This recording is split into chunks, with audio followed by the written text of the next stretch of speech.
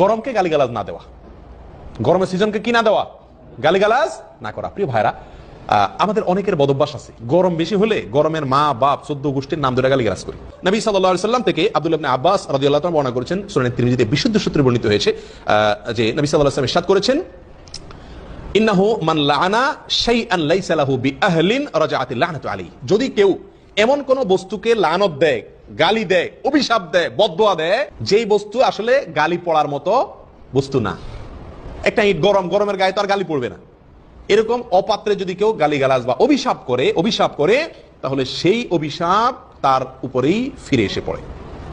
কত বড় জঘন্য কথা! তার অভিশাপ ওই ব্যক্তির উপরেই ফিরে এসে পতিত হয়। প্রিয় ভাইরা, এই জন্য গরম যত কষ্ট দেখ, যত কষ্ট হোক, কারেন্ট নাই, কষ্ট হচ্ছে গরমে, এই জন্য গরমের মা বাপ তুলে বা যে কোনো ভাবে গরমকে কি করা যাবে না, গালমন্দ করা যাবে না, অশ্লীল কোনো কথা বলা যাবে না, বাজে কোনো মন্তব্য করা যাবে না।